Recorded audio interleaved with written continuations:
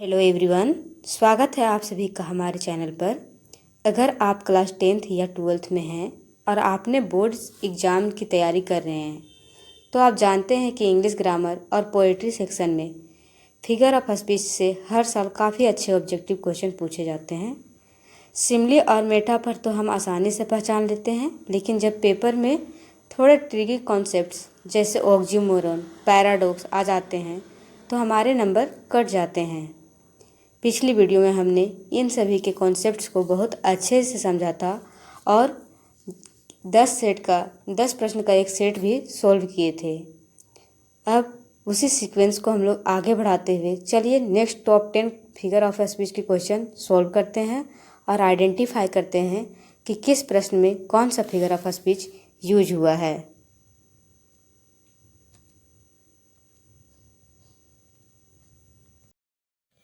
तो चलिए शुरू करते हैं अपने पहले क्वेश्चन से। क्वेश्चन है, the camel is the ship of the desert. इसमें कौन सा फिगर ऑफ स्पीच यूज हुआ है? Personification, metaphor, oxymoron, simile. तो यहाँ कैमल को directly ship of the desert कहा गया है, यानी यहाँ पे डायरेक्ट कंपैरिजन है कैमल का और शीप का। ठीक है, बिना यूज किए हुए एज और लाइक का। तो ये कौन सा फिगर ऑफ स्पीच हो जाएगा? जी हाँ, मेटाफर। इसका करेक्ट आंसर है मेटाफर। ठीक है, हम लोग अगले क्वेश्चन की ओर बढ़ते हैं। अगला क्वेश्चन है, the child is the father of the man. इस पंक्ति में कौन सा फिगर ऑफ स्पीच है ये पहचानने के लिए बोला जा रहा है। Option A irony, option B oxymoron, option C synecdoche, option D paradox. जी हाँ, इसका करेक्ट आंसर ऑप्शन डी है, क्योंकि ये सतही तौर से देखने में पूरा अजीब लगता है, लेकिन एक इसका गहरा सच है कि जो हम लोग बचपन में सोचते हैं वही हम लोगों का भविष्य होता है। इसीलिए इस लाइन में बोला गया है the child is the father of the man. ठीक है,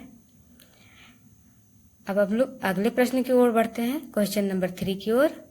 जब हम कहते हैं he has many mouths to feed, तो यहाँ मॉथ शब्द का प्रयोग किस अलंकार के अंतर्गत यानी किस फिगर ऑफ स्पीच के अंतर्गत हुआ है? सिनेक्डकी, आयरनी, पर्सोनिफिकेशन, मेटाफर। जी हाँ, इसका करेक्ट आंसर है ऑप्शन ए सिनेक्डकी। यहाँ मॉथ से मतलब सिर्फ एक बॉडी पार्ट से नहीं है, बल्कि उसके घर में कितने खाने वाले लोग हैं पूरे फैमिली मेंबर से है। तो इसलिए इसका करेक्ट आंसर हो जाएगा ऑप्शन ए सिनेक्डकी।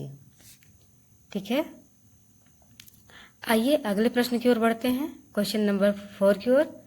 निम्नलिखित में से ओपन सीक्रेट और क्रूल काइंडनेस किस अलंकार के बेहतरीन उदाहरण हैं? यही उदाहरण लेकर के मैंने आपको ये कॉन्सेप्ट भी समझाया था। थोड़ा दिमाग पर जोर भी डालिए और याद कीजिए कि ये कौन सा फिगर ऑफ स्पीच है। Option A paradox, option B simile, option C metaphor, option D oxymoron. जी हाँ, इसका करेक्ट आंसर ऑप्शन डी है ऑक्सीमोरन। हम लोगों ने ऑक्सीमोरन में पढ़ा था कि जब कोई दो opposite ward side by side आते हैं और एक साथ आते हैं तो उस फिगर ऑफ स्पीच को ऑक्सीमोरन कहते हैं। यहाँ पे अगर कोई क्रूर है तो काइंडनेस कैसे वो उसमें क्वालिटीज हो सकती है, और अगर कोई बात ओपन है तो सीक्रेट नहीं हो सकता।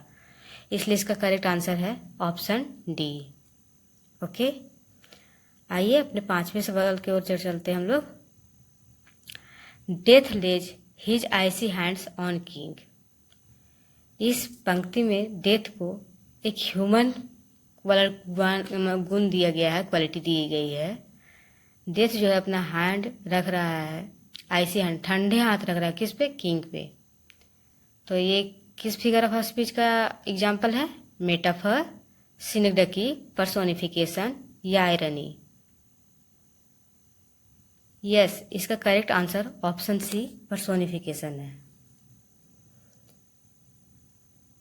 क्वेश्चन 6 बोल रहा है, the Titanic was promoted as being unsinkable and then it sink on its maiden voyage. मतलब टाइटैनिक बनाने के बाद प्रमोट किया गया था कि ये कभी डूबेगा नहीं, लेकिन वो बीच भंवर में ही डूब गया था, बीच रास्ते में डूब गया। तो ये किसका एग्जाम्पल है? Irony, oxymoron, simile, paradox. आप लोग सही सोच रहे हैं। इसका सही आंसर ऑप्शन ए है, आयरनी। जब सोचा कुछ और गया था और हुआ कुछ और था। ठीक है। क्वेश्चन नंबर 7 बोल रहा है, क्वेश्चन नंबर 7 की ओर। Errors like straws upon the surface flow he who would search for pearls must dive below. यहाँ पे आप लोग गौर कर पा रहे होंगे कि वर्ड्स लाइक का यूज हुआ है, इसलिए ये किस फिगर ऑफ स्पीच का एग्जाम्पल है? जी हाँ, आपका आंसर करेक्ट है। यहाँ पे सिमिली का यूज हुआ है। क्वेश्चन नंबर 8 है, मेटाफर को और किस नाम से जाना जाता है? A verbal irony, a condensed personification, an implied simile, an extended paradox. जी हाँ, इसका करेक्ट आंसर ऑप्शन सी है, एन इम्प्लाइड सिमिली। ये सिमिली की तरह ही है, बस में इसमें अंतर्निहित है उसका गुण। ठीक है। क्वेश्चन नंबर 9 देखते हैं। I must behave as well as I can, for I am all the family checkbook has to look after. वो अपने फैमिली में चेकबुक की तरह काम कर रहा है, तो ये किस अलंकार का एग्जाम्पल होगा? सिनिग्डकी, पैराडॉक्स, मेटाफर, ऑक्सीमोरॉन। इसका भी करेक्ट आंसर ऑप्शन ए है। वो इकलौता कमाने वाला है, यानी पार्ट है अपने फैमिली का। ठीक है। क्वेश्चन नंबर 10 देखते हैं। A marriage counsellor filing for divorce. एक मैरिज काउंसलर है, वो डाइवोर्स के लिए फाइल कर रहा है। किसका एग्जाम्पल हो सकता है? पर्सोनिफिकेशन, आयरनी, पैराडॉक्स या ऑक्सीमोरॉन। जी हाँ, ये करेक्ट इसका आंसर है ऑप्शन बी, आयरनी है।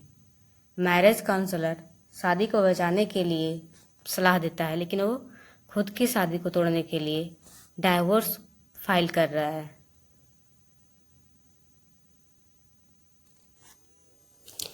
तो ये थे हमारे आज के टॉप 10 मोस्ट इम्पोर्टेंट क्वेश्चन।